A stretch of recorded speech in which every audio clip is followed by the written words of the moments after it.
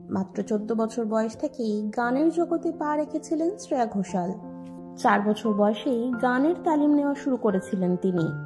প্রথম দিকে তিনি নিজের মায়ের কাছেই গান শিখতেন।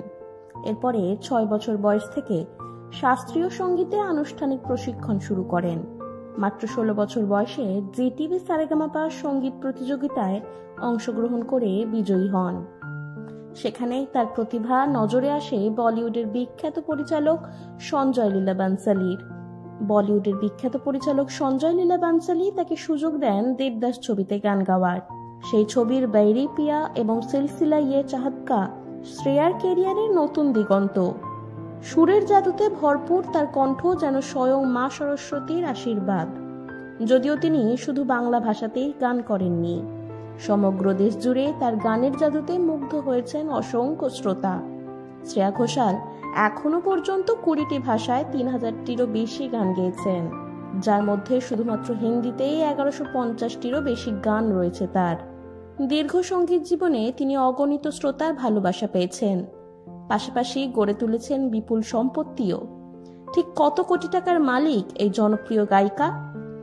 বিভিন্ন সংবাদ মাধ্যমের রিপোর্ট অনুযায়ী বর্তমানে শ্রেয়া ঘোষালের মোট সম্পদের পরিমাণ প্রায় 240 কোটি টাকা।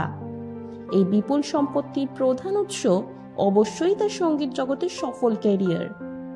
শুধু ভারতে নয়, শ্রেয়া সারা বিশ্ব জুড়েই লাইভ কনসার্ট করে থাকেন।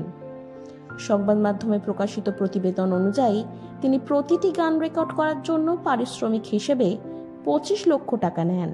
কলকাতার একটি অভিজাত এলাকায় শ্রেয়ার বিলাসবহুল অ্যাপার্টমেন্ট রয়েছে। পাশাপাশি মুম্বাইয়েও রয়েছে তার একটি রাজকীয় বাড়ি। শুধু বাড়িই নয়, শ্রেয়ার গাড়ির সংগ্রহ বেশ চোখ ধাঁধানো। তার সংগ্রহে রয়েছে BMW 5 সিরিজ, যার মূল্য প্রায় 77 লক্ষ টাকা, রেঞ্জ রোভার স্পোর্ট মূল্য প্রায় 43 লক্ষ টাকা, মার্সিডিজ বেঞ্জ এস ক্লাস মূল্য প্রায় 60 লক্ষ টাকা।